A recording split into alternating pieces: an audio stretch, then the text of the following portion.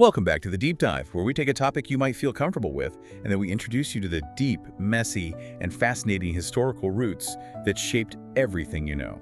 And today we are opening a massive stack of sources related to Christmas. This isn't just about Santa and presents. No, not at all. It's about theological disputes, medieval urban riots, political suppression, and, believe it or not, market economics. Our mission today is to give you, the curious learner, a really thorough and structured insight into the origins of the world's most celebrated holiday. Right. We're going to unpack how ancient pagan festivals, 4th century church decisions, royal coronations, and even 19th century literary figures like Charles Dickens all wove together to create the celebration we have today. We've synthesized information from, all over the place. Yeah. From medieval chronicles documenting this bizarre public misrule, Right. all the way to modern economic analyses that calculate the inefficiency of gift giving. So prepare for a complex journey, because the roots of Christmas are just so much more contested and chaotic than the sentimental imagery suggests. Absolutely. Okay,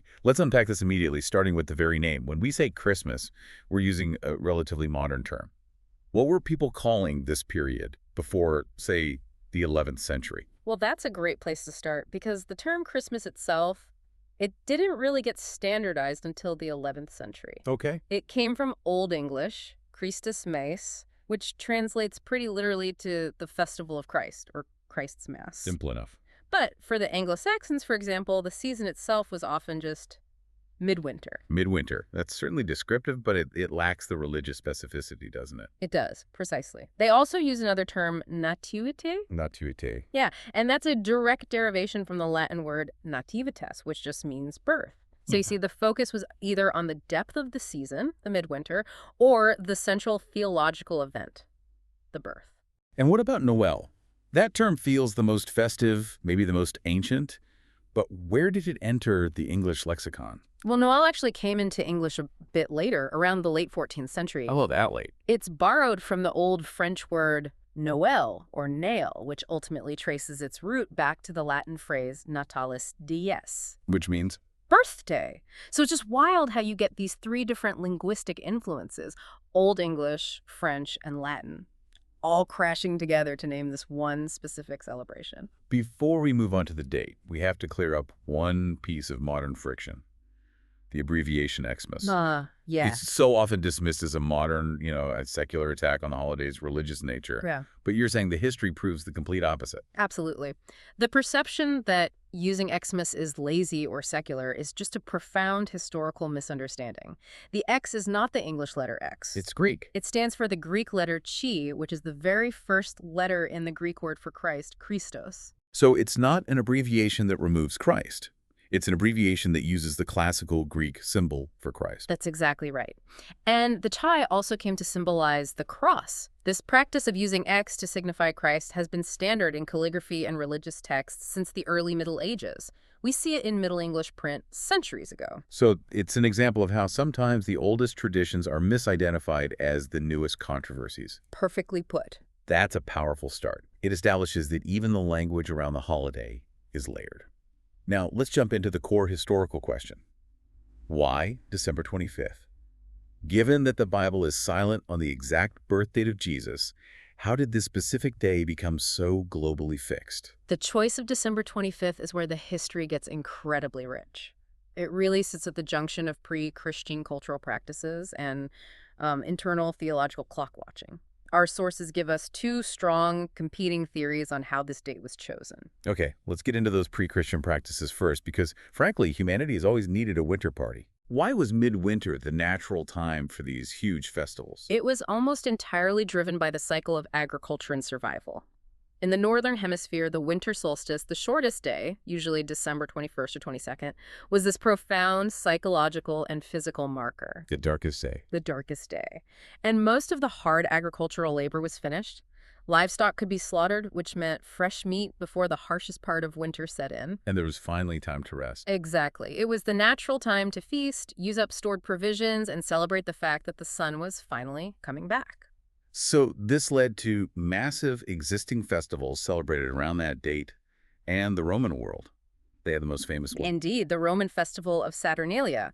This was celebrated in honor of Saturn, the god of harvest and agriculture, and it ran from December 17th all the way to the 23rd.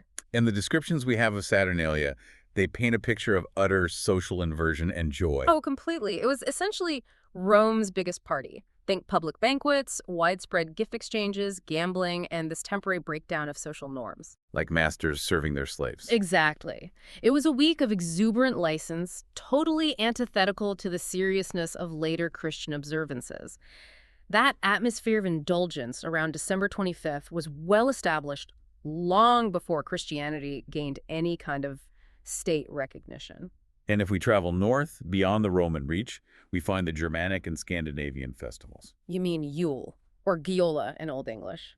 This was especially significant because Northern Europe was the last region to be converted to Christianity. Right, so the old ways held on longer. Much longer. And Yule wasn't a single day, but often referred to the entire period from late December into early January. And what were the cultural touchstones of Yule that survived? The things we might still recognize? Well, there were specific feasting rituals, like the slaughtering of the Yule boar and the tradition of burning the massive Yule log. Okay. Now, the specific pre-16th century origins of the log are a bit contested, but the idea of gathering the family around a massive fire during the darkest time of year, symbolizing light and hope, that was critical. So when Christianity arrived, these incredibly resilient pagan traditions didn't just disappear. No, they were absorbed. Which brings us to the first major hypothesis for the fixed date, the substitution or history of religions hypothesis. This is the theory that the church, recognizing the immovable popularity of these existing winter festivals, made a conscious decision to just claim the date. Okay. Pope Julius I, in the latter half of the 4th century, is often credited with settling on December 25th, specifically to Christianize those pagan celebrations, essentially giving the populace a new Christian reason to celebrate at the time they were already celebrating. And the evidence for this is incredibly direct, isn't it? The earliest documented mention of December 25th as the birth of Christ also mentions a massive rival holiday. Exactly. The chronograph of 354 AD, which was a calendar produced for a Roman aristocrat, names December 25th as Christ's birthday. But immediately beside it, it also names it as the birthday of Sol Invictus. The invincible sun. The invincible sun. Emperor Aurelian had established the festival of Dies Natalis Solis Invicti on that date back in 274 AD. So, the state-sponsored pagan sun god had his birthday on the 25th. If the church was setting up shop, it makes perfect sense to say, hey, we're celebrating the true light on the same day. And many early Christian writers confirm this parallel. They weren't shy about calling Jesus the Son of Righteousness. They explicitly linked the birth of Christ, the true light of the world, to the natural process of the sun's rebirth when daylight hours began to lengthen after the solstice. It's a very pragmatic move of religious appropriation. Absolutely. But there is a substantial counter-argument, the calculation hypothesis, which completely bypasses the pagan connection and focuses on, well, internal theological mathematics. How does that work? Right, so this theory relies on a concept called integral age. Integral age. Yeah. Early Christian scholars, they were known as computists, were fascinated by this idea of sacred symmetry. They believed that the greatest holy figures should live a complete, perfect number of years, which meant their conception should coincide with their death. So they worked backward from the date of the Passion. Precisely. They sought to fix the date of the crucifixion and resurrection to March 25th, which also aligned with the spring equinox. Okay, so a very symbolic date. Very symbolic. So if they decided Christ was crucified and died on March 25th, they then stipulated that he must have also been conceived on March 25th. And 9 months after conception on March 25th is December 25th. December 25th. It's pure chronological consistency. It's clean, it's mathematically sound, and it's entirely self-referential to Christian theology. And, proponents of this view argue that Christians were already observing December 25th before the Sol Invictus Festival became state-sponsored in 274 AD. So they're suggesting the pagan holiday was maybe set up to compete with the growing Christian one, not the other way around. It's a possibility. What's fascinating is that both theories lead to the same result, and they both link the birth of Christ to the natural change of seasons. The theologian Augustine of Hippo in the early 5th century noted that celebrating the birth at the winter solstice was perfectly fitting because it marked the point when the physical light of the world begins to grow again. So whether it was through political strategy or complex chronography, The key takeaway is that the incarnation was fixed to the calendar's moment of natural transition. It forever cemented the holiday's connection to themes of light, hope, and renewal. Exactly. Okay, moving into the early Middle Ages, we see something surprising. Christmas Day wasn't initially the main event. For centuries, another feast day completely eclipsed it. That would be Epiphany, celebrated on January 6th. Right. In the early Middle Ages, Christmas Day was mostly a time for quiet reflection and specific masses. Epiphany, however, was the major celebration because it commemorated three things: the baptism of Christ, his first public miracle, and crucially for the gift-giving culture, the visit of the Magi. The wise men who brought the gifts. The wise men. So, if you were a medieval child, January 6th was likely your day for presents, not December 25th. But by the High Middle Ages, say, 1000 AD onward, Christmas had definitely taken center stage. It became the linchpin, defining an entire festive season. This season we now call Christmastide, or the 12 days of Christmas. Exactly. Where did that concept of 12 days even come from? It sounds less like a theological necessity and more, I don't know, an organizational one. You're right on the money. Our sources note that in 567 AD, the Council of Tours formally established this period. They declared the 12 days from Christmas to Epiphany as a unified, sacred, and festive season. And this was done largely to solve an administrative problem. Pretty much. They were trying to coordinate the solar Julian calendar used in the West with the various lunar calendars used by the eastern provinces of the Church. It just created a standard holiday cycle for everyone. That's a great example of bureaucracy influencing tradition.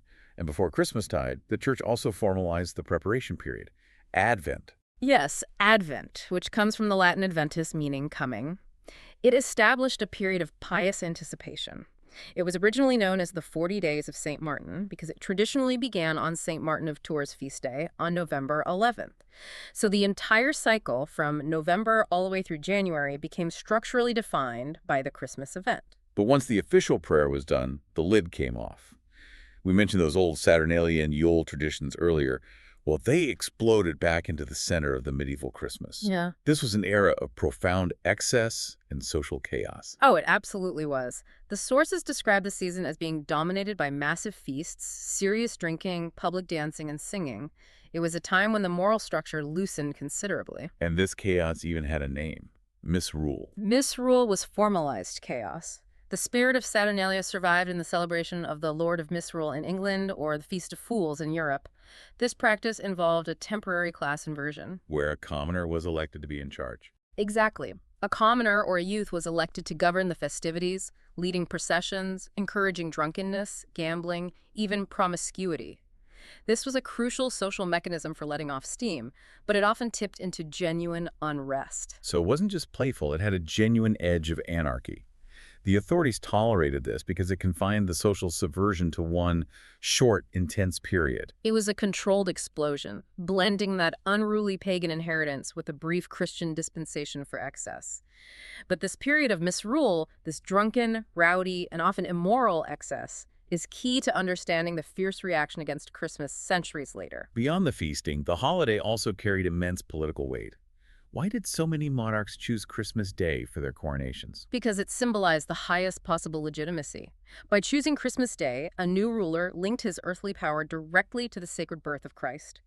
It was a visible statement of divine sanction, celebrated on the most prominent day in the Christian calendar. The classic example is William the Conqueror's coronation in 1066. And that was less of a majestic ceremony and more of a catastrophe. It was a complete disaster that illustrates the combustible nature of the medieval holiday.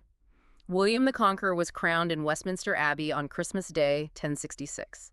The acclamation and cheering from the crowd inside the abbey were so loud, a mix of French and English voices, that the Norman guards stationed outside misinterpreted the noise. They thought their new king was being attacked. They did. They immediately rushed in to save him, which sparked panic among the crowd and erupted into a citywide riot. Wow. And to clear the area, they began setting fire to houses surrounding the abbey.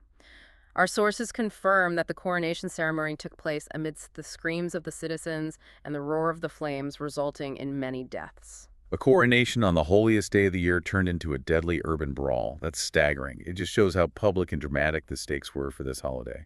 Now, moving to gift-giving in this medieval context, did they exchange presents like we do today? Gift-giving was certainly present, but its focus was very different. As we mentioned, it was temporarily banned by the church because of its suspected pagan origins. The Saturnalia connection. Exactly. However, it quickly returned, focusing mostly on legal and hierarchical relationships. So, like a tenant and a landlord. Yes, or between a feudal lord and his vassal, gifts weren't necessarily reciprocal or given purely out of affection. And the tradition we know as Boxing Day, the day after Christmas, emerged from this. It was when the rich would provide gifts to the poor, often money delivered in a clay pot, the ancestor of the modern piggy bank. So we've established a holiday that is rowdy, politically charged, and defined by social excess. It's almost inevitable that someone, somewhere, would eventually try to shut it down completely. And that brings us to the pivotal moment in the 17th century, the Puritan era.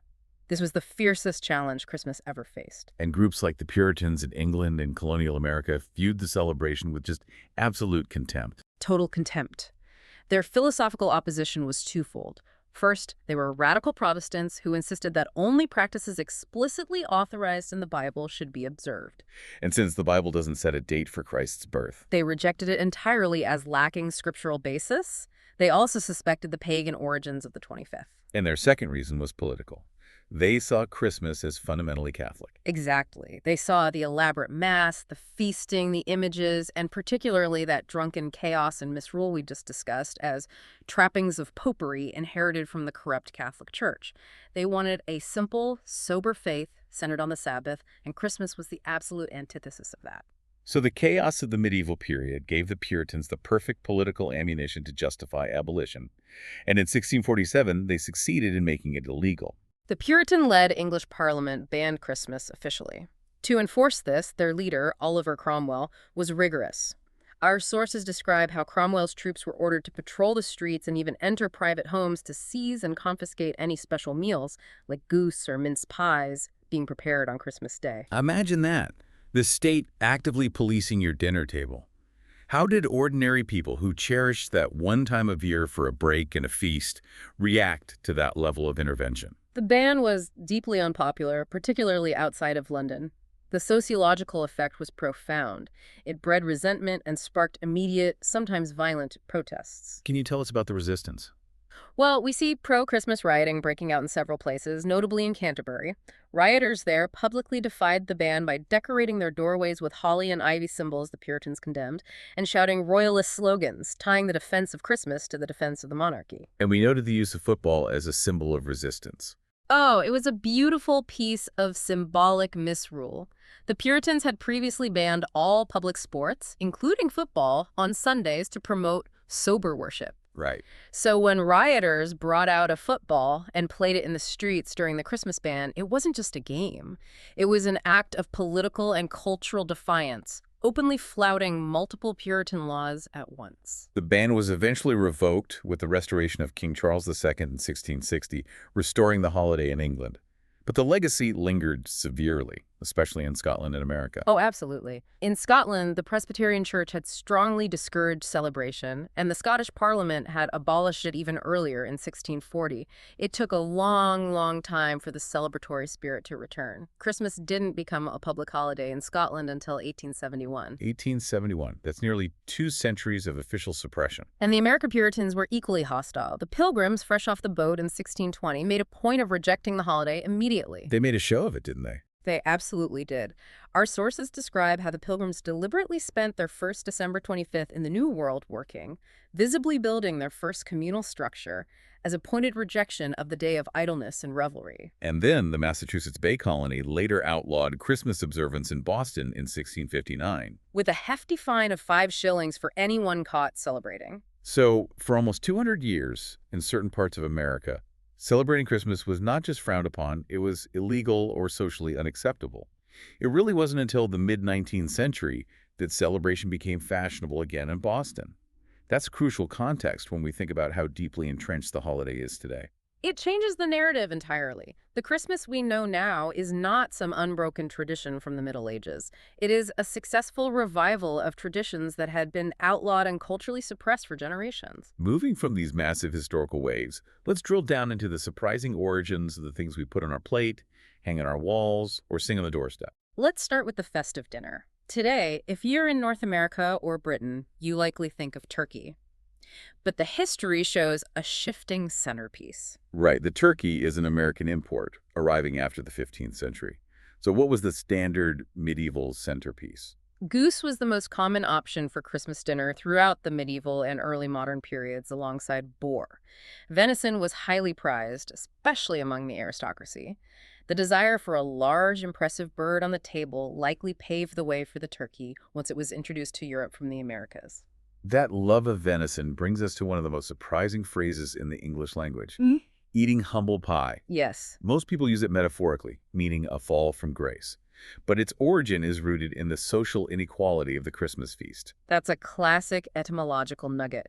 While the wealthy feasted on the prime cuts of the deer, the shoulders and haunches, the poor received the unwanted internal organs, the offal, known collectively as the umbles. The umbles. And to make this less desirable meat palatable and stretch it into a substantial meal, it was mixed with other ingredients and baked into a crust of the umble pie. So to eat humble pie meant literally to eat the poor man's Christmas portion, which carried the connotation of modesty and accepting a lower status. Exactly. It wasn't until much later that the phrase evolved to mean apologizing or accepting a public defeat. Its origins are absolutely delicious, if perhaps a little gruesome. Now, let's talk about mince pies. I always thought they were sweet, but they also started as a meat dish. They were. They were originally baked with a heavy dose of shredded meat, usually mutton, beef, or tongue, alongside the spices and dried fruit. It wasn't until the Victorian era that the meat was largely eliminated, leaving the sweet fruit and spices we know today. And the shape and ingredients carried a lot of specific religious weight. They did. Our sources detail the symbolic aspects. They were often baked in rectangular cases to represent the infant Jesus' crib. The spices were not merely for flavor. The cinnamon, cloves, and nutmeg symbolize the exotic and precious gifts bestowed upon Christ by the three wise men, the Magi. And if you ate them right, it promised good luck for the year ahead. Oh, yes. It was widely considered lucky to eat one mince pie on each of the 12 days of Christmas. If you missed a day, you risked bad luck for a corresponding month in the new year. Let's turn to music. The tradition of carol singers on the doorstep feels utterly essential to the holiday. But you mentioned earlier that this tradition of singing outside came about because carols were banned inside the churches. That feels completely backwards. It is entirely counterintuitive, isn't it? In medieval times, the word carol literally meant to sing and dance in a circle. Okay. These were often lively secular songs or sacred songs adapted to danceable rhythms. When they were performed inside the solemn Christmas masses, they often caused a disruption, blurring the line between worship and misrule. So the church essentially exiled the joyous songs from the liturgical service. They separated the two. The tradition of singers going door to door, offering songs for gifts or payment, arose partly because the church sought to maintain order and dignity inside the sanctuary. They essentially sent the revelers outside to continue their tradition of festive begging. But the composition of carols is ancient, isn't it? Oh, very. The earliest, specifically Christmas hymns, appeared in 4th century Rome. In the 12th century, Parisian monks were key in developing the form, often taking the melodies of popular secular songs and adapting the lyrics for Christian themes. So that's why some carols we still sing today, like Good King Wenceslas and Dulci Jubilo and Personate Hodie, trace directly back to the Middle Ages. That's the lineage. Now, on to decorations. The nativity scene, the Christmas crib, has a surprisingly precise start date and origin. It really does. The tradition of the nativity scene, or precipe in Italian, began in 1223 in Greccio, Italy. St. Francis of Assisi wanted to make the story of Christ's birth tangible and immediate for the local people. And so he staged it. He staged the nativity using a crib and live animals. And the visual impact of that living tableau was so powerful, it spread immediately. It became incredibly popular, spreading across Europe and evolving into elaborate, often permanent displays, such as the detailed architectural Sopka scenes in Krakow. It just made the story accessible and moving. And what about the three ubiquitous colors? Red, green, and gold. They hold very specific meanings. Red symbolizes the blood of Christ. Green symbolizes eternal life and resilience, exemplified by the evergreens. And gold, the color of royalty, signifies the kingship of Christ and, symbolically, the gold gift brought by the Magi. And the act of bringing evergreens indoors, holly, ivy, mistletoe, is far older than Christianity itself. thousands of years older. The Celts, specifically the Druids, used mistletoe 2,000 years ago, viewing it as sacred because it remained green in the depths of winter. They believed it represented immortality and could ward off evil spirits. Hanging evergreens like holly and ivy was a common practice throughout the Middle Ages. Let's talk about the Christmas tree itself. We often assume it's an ancient tradition, but the modern tree is a much later, distinctly German invention that became a global phenomenon through royal influence and print media. That's it, exactly. The modern tradition is traced back to 16th century German Lutherans. These trees, often referred to as the Tannenbaum, symbolized the tree of paradise from the mystery plays they performed. And they decorated them with apples and nuts. Apples, nuts, and thin wafers. And the light element, the candles. Where did that come from? That was the crucial symbolic step. They added candles to the branches, signifying Christ as the light of the world in the darkness of winter. In America, the first recorded instance of a decorated tree comes from the German Moravian church settlement in Bethlehem, Pennsylvania in 1747. And those weren't even full trees, were they? No, they were originally wooden pyramids covered in branches and candles. So the mass popularization in Britain and America hinges entirely on one famous illustration of Queen Victoria and her family. It's an incredible example of media shaping tradition. Queen Victoria's German husband, Prince Albert, insisted on bringing the Tannenbaum tradition to the royal court in Britain.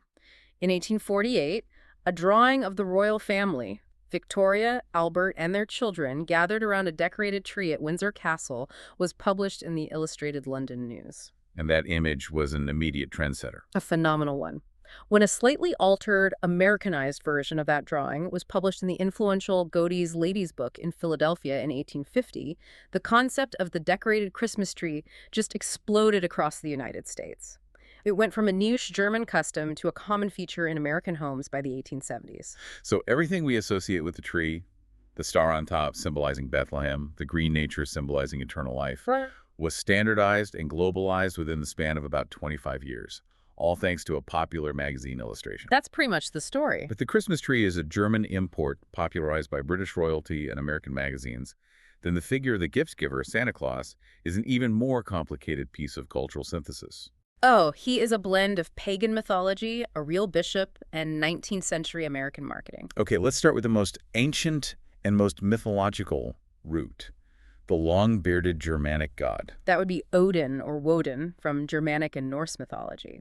During the festival of Yule, he was said to lead the wild hunt, a ghostly, roaring procession through the winter night sky. And that figure, an old, powerful, cloaked man traveling in the sky during the deepest winter bears striking similarities to later depictions of Santa Claus flying overhead. It does, but the real historical core, the figure who anchored the tradition in Christian charity, is St. Nicholas. A genuine historical figure. A 4th century Greek bishop of Myra in what is now Turkey. He gained legendary status because of his incredible, often anonymous generosity and gift-giving, primarily toward the poor and children. And there's a specific, famous anecdote about why he is associated with stockings and chimney drops, isn't there? Yes. The most famous legend involves a poor nobleman who couldn't afford a dowry for his 3 daughters, meaning they faced forced prostitution. Nicholas, hearing of this, anonymously tossed bags of gold coins through the window over 3 successive nights. And one version of the story says the bags landed in stockings or shoes that the girls had left by the fireplace to dry. Exactly. And this act of anonymous charity established him as the patron saint of children and travelers. And his feast day was December 6th, which historically was the day children received their gifts across most of Europe. This tradition eventually traveled to the Netherlands, where he became Sinterklaas. an abbreviation of St. Nicholas. Right. And the Sinterklaas tradition is deeply established, featuring a figure often depicted with a long white beard and a red cape, carrying a bishop's crozier and a large red book listing all the naughty and nice children. But then, the Protestant Reformation in the 16th century fractured the gift-giving calendar. Martin Luther was instrumental here. The veneration of saints was discouraged by Protestants. The clergy urged parents to shift the focus from St. Nicholas's Day on December 6th to Christmas Eve or Christmas Day, deliberately associating the gift-giving with the birth of Jesus. And this created a new figure, the Christ-kindle. The Christ child. This was the gift bringer in many Protestant areas, a figure eventually corrupted into the English term Kris Kringle. The intent was to reclaim the tradition for Christ, moving it away from the figure of the saint. Meanwhile, Britain had its own parallel figure. That was Father Christmas. He was less about theology and more about the spirit of the season. He was the personification of holiday feasting, good cheer, and revelry. A bearded man who encouraged joy and brought gifts, appearing in English literature as early as the 15th century, but entirely separate from the St. Nicholas tradition. So when immigrants came to North America, they brought these competing traditions. The Dutch Santa Claus, the German Christkindl, and the English Father Christmas. How did they all coalesce into Santa Claus? The merger occurred in the new American urban centers, particularly New York. Santa Claus was anglicized to Santa Claus as early as 1773, but the figure remained amorphous and varied until the early 19th century when American authors stepped in. This is where the literary standardization began, starting with Washington Irving. Right. Irving, in his 1809 work, History of New York, began sketching Santa as a plump, benign figure who flew over rooftops in a wagon smoking a pipe. Okay, so he's starting to take shape. But the definitive moment, the one that gave us the visual blueprint, was the 1823 poem, A Visit from St. Nicholas, attributed to Clement Clarke Moore. It was the night before Christmas. That's the one. And that poem standardized everything we visually associate with Santa. It codified the key details. The size and demeanor, chubby and plump, a right jolly old elf. The method of transport, 8 tiny reindeer in a sled. The delivery mechanism down the chimney. And crucially, the cargo. Yes, the cargo. He wasn't delivering bags of gold or religious tokens. He was delivering manufactured toys. This shift provided a cultural justification for the massive commercialization of Christmas shopping. And the look, the jolly red-suited figure, was fully cemented by Thomas Nast. The German-American cartoonist Thomas Nast illustrated Santa in Harper's Weekly throughout the late 19th century, giving him the specific, recognizable appearance, including his residence at the North Pole. The American Santa Claus was now a global brand. And then, this synthesized, commercialized American creation was re-exported back across the Atlantic. By the 1850s, the American Santa Claus model returned to Europe, merging with and eventually dominating the existing Father Christmas figure in Britain. It's an unusual cultural feedback loop, where the modern commercial iconography created in New York came to define the holiday globally. The history of Christmas, as we've seen, is one long story of cycles. Embrace, excess, and then intense political or religious pushback. Let's look at the modern attempts to ban or suppress the holiday, starting with state atheism. Right. The hostility from atheist or anti-clerical governments is a recurring theme. The French Revolution provides a powerful early example. During the Reign of Terror, the atheistic cult of reason sought to eradicate Christian influence. And what were the specific actions taken in revolutionary France? Christian religious services were suppressed and eventually banned. They even targeted seemingly trivial traditions. Our sources mention that the Three Kings cake, traditionally eaten on Epiphany, was forcibly renamed the Equality Cake under anti-clerical government mandates. To strip it of all monarchical or religious significance. Exactly. Fast forward to the 20th century, and the Soviet Union provided the most concerted effort to eliminate Christmas entirely. The Marxist-Leninist state, founded on mandatory atheism post-1917, systematically prohibited public Christmas celebrations. The state-sponsored League of Militant Atheists actively campaigned against all associated traditions. The effort was comprehensive, aimed at rooting out the superstition of religion from the proletariat. You mentioned an anecdote about the zealotry involved. Yes. In 1929, the League of Militant Atheists was so determined to eliminate the public presence of the holiday that they encouraged school pupils to actively protest religious symbols. There were reports of students being encouraged to spit on crucifixes in Moscow as an anti-holiday action. That's a severe form of suppression. But people don't simply abandon cherished traditions, they adapt them. How did the custom survive the Soviet ban? They underwent a secular transfer. Christmas customs, like the decorated evergreen trees, the giving of presents, and the figure of the gift giver, were simply reassigned to the most popular secular holiday, New Year's Day. And the figure of Ded Moroz, or Father Frost, an existing Slavic mythological figure, was adopted as the New Year's gift bringer. That's right. A tradition that remains robust in Russia today, highlighting the resilience of the cultural form, even when the religious content is banned. Now let's pivot back to the 19th century, because the current cultural dominance of Christmas owes a massive debt to a Victorian moral and literary revival. The 19th century was the engine of modern Christmas. You had the Anglican Oxford movement pushing for the restoration of traditional religious observances, emphasizing Christmastide and charity. But the greatest catalyst was literature. Charles Dickens' 1843 novel, A Christmas Carol. It feels like the ultimate corrective to the Puritan ban and the coldness of the Industrial Revolution. It was an immediate cultural phenomenon. Dickens wrote the book specifically to address the social ills of the time, providing a powerful humanitarian vision. He promoted what became known as the Carol philosophy. The belief that the holiday should be centered on family, goodwill, generosity, and compassion, specifically towards the poor. Exactly, and the book single-handedly standardized traditions that had been in decline. It instantly popularized the use of Christmas cards, special holiday dinners, the Christmas tree, and, critically, caroling. It also popularized the phrase Merry Christmas, which had previously been overshadowed by Happy Christmas. It did, and it gave us enduring cultural shorthand that we use every year. Right. The character of Ebenezer Scrooge became a synonym for a miserable, greedy person. His dismissal of the holiday, bah, humbug, became the universal expression for rejecting the festive spirit. Dickens essentially took the elements of Christian charity and non-denominational joy and fused them into a commercial, universally accessible framework. This brings us squarely into the modern era, where the celebration is inseparable from global retail.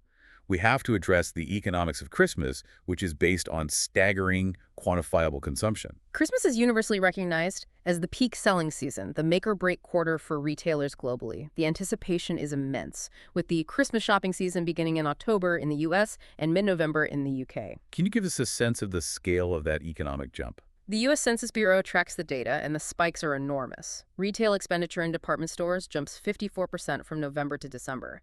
But look at specific luxury sectors. Bookstores see sales jump 100%, and jewelry sales leap an astonishing 170% in those 2 months alone. Wow.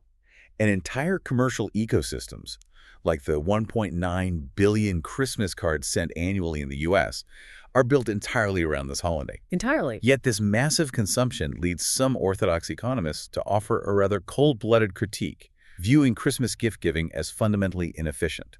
This is the concept of deadweight loss. This is one of the most intellectually provocative critiques of the holiday. Deadweight loss, in microeconomic theory, refers to the cost to society created by market inefficiency. Okay. When applied to gift-giving, the argument goes like this. A gift often provides less value to the receiver than the giver spent on it. How do they calculate that loss? Can you walk us through a simple example? Certainly. Imagine you spend $50 on a sweater for someone.